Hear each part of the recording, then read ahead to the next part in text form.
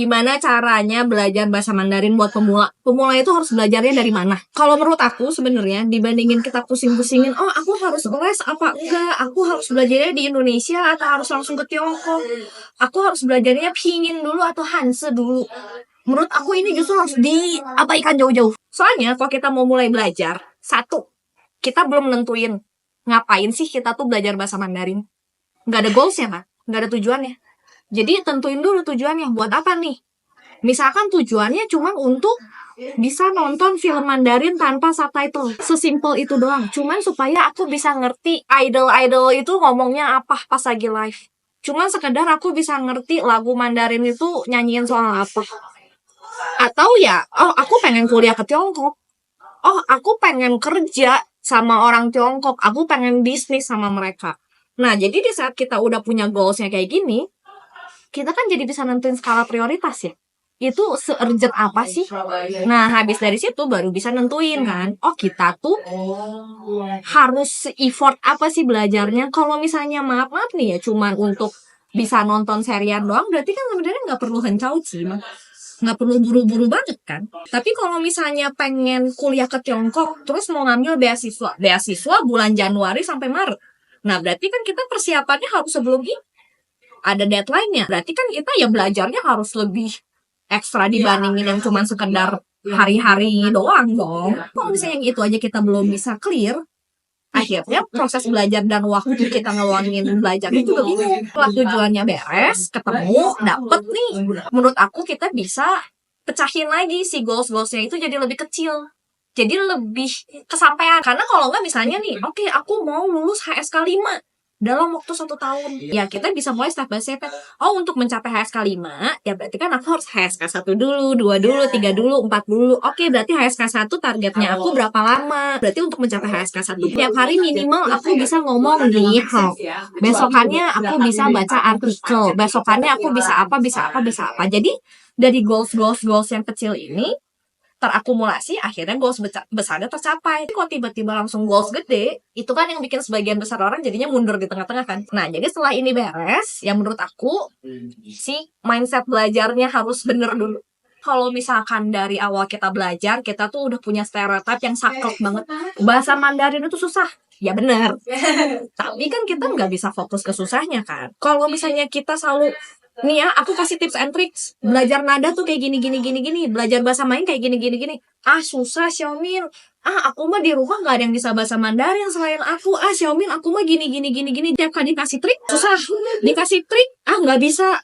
Ya, aku mau ngasih kamu 1001 macam jurus, reference terus. Itu yang bikin kita bahkan ya untuk kalimat-kalimat simpel pun akhirnya nggak masuk juga ke otak. Kalau semuanya susah, fokusnya ke susahnya, terus aku kan masih pemula, jadi aku nggak bisa kalau tanpa pingin.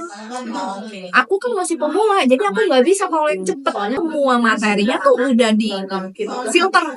Padahal yang harusnya sebenarnya kita bisa dapat inputnya segini, akhirnya cuma jadi segini. Sebenarnya mungkin pada saat kita dengerin lagu rap, mungkin kita nggak bisa denger 100%, tapi 5% aja kita bisa nangkep. Itu kan udah keren dong. Itu yang akan bikin kita motivasinya jadi lebih ada pendorong pencapaiannya. Tapi kalau misalkan kitanya juga nggak bisa, aku cuma bisanya yang pendek, aku cuma bisanya yang pelan. Nah itu kan jadinya langsung ngebatas kan. Bilangnya mau belajar bahasa Mandarin, tapi proses belajarnya nggak mau dijalanin. Itulah yang menurut aku jadinya kenapa sebagian besar orang sekarang kayak kesannya malah jadi kayak FOMO doang belajar bahasa Mandarin.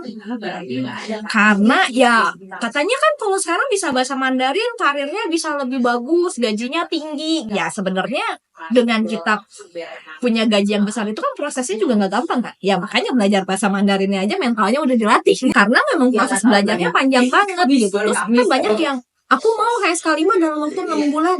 Menurut aku iya bisa. Belajarnya yang super duper wah siap banget. Tapi gimana caranya kita maintain si skill itu gak turun? Itu lebih susah kan. Kalau misalnya kita dari awal proses belajarnya kita udah berantakan, alhasil cuma ngejar target tapi maksa, sorry ya gitu. Karena banyak banget sekarang kan yang gitu kan. Ya maaf, banyak banget kan yang sebenarnya untuk nangkep bunyi sesimpel ni hao Hah, itu tuh bunyinya apa? 多少钱, itu 多少钱 atau 多少钱. Itu aja belum bisa ngebedain, terus tiba-tiba udah lanjut aja Xiaomin. Jadi semuanya tuh cuma ngejar materi membabi buta, tapi basicnya tuh belum kuat. Terus akhirnya, aku udah lolos ke HSK 3. Nah, tapi begitu HSK 3 mau ke HSK 4, yang gak ada pingin sama sekali, kelabakan. Karena dari awalnya udah gak kebiasa untuk move on dari pingin. Itulah yang akhirnya bikinnya kok makin ke atas, kok proses belajarnya kok kayak makin hansinku ya. Padahal kalau misalnya dari awal, ya mungkin ya itu ya peribahasa Indonesia tuh berakit-rakit ke hulu, berenang-renang ke tepian. Kenapa hansinku? Karena kita gak biasa.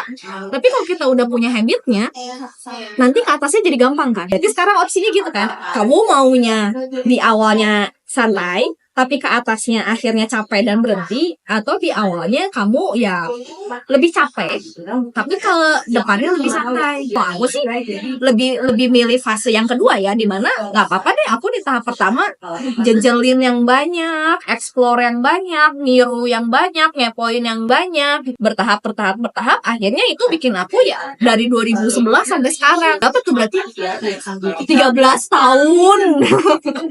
13 tahun aja masih segini-gini aja, HSK 6 aja belum lulus aja. Cuman ya setidaknya target aku untuk bisa komunikasi sama orang Tiongkok aku udah dapet, tinggal kita naikin lagi ke atas. Gimana caranya supaya kita tuh bisa long term, bisa konsisten belajarnya? Ya menurut aku itu proses belajarnya ya dari awal kita udah harus buat diri terbiasa, sempilin ke kehidupan gitu ya. Apakah itu konten, apakah itu karaokean, apakah itu main game, ya cari jodoh yang orang sana, yang macam-macam kan. Pokoknya gimana caranya supaya bahasanya terus kepake. Kuncinya di situ kan. Buat teman-teman yang selalu nanya Xiaomi, jadi aku mulanya belajar dari mana? Ya menurut aku coba deh sebulan dengerin dulu lagu Mandarin, nontonin dulu film-filmnya. Kamu kalau misalkan dari hal yang semenyenangkan itu aja kamu ngerasanya, ini ngomong apa sih? Aku nggak ngerti, aku nggak bisa. Bukannya dia ngomong apa? Udah nggak apa-apa, nggak usah belajar. Kita fair-fairan aja, maksudnya itu nggak ada tekanan loh. Kenapa aku bilang untuk dengerin lagu aja kamu nggak tertarik, untuk nontonin film aja kamu nggak tertarik? Berarti kamu mau proses belajarnya cuma ngerjain soal doang. Ya terserah sih kalau misalnya memang itu cara belajar yang kamu suka ya. Iya kan tiap orang cara belajarnya beda-beda. Aku kan nggak tahu ya. Tapi kalau misalkan kamu ngerasanya aduh kalau ngerjain soal-soal doang mah males, nah berarti kan kamu harus cari hal-hal yang simple, yang ecek-ecek loh. Sekedar ecek-ecek dengerin lagu aja kamu malah lebih banyaknya yang apa sih? Berarti secara nggak langsung alam bawah sadarnya juga udah nolak. Jadi mau nambahin input belajar bahasa Mandarinnya dari mana lagi? Nah itu yang bingung, yang susah nolak, yang menyenangkan juga nolak, tapi mau bisa. Nah kalau ini ya udahlah nggak apa-apa. Kamu mau travel, kamu mau bisnis, ya udah cari Xiaomi jadi penerjemah aja.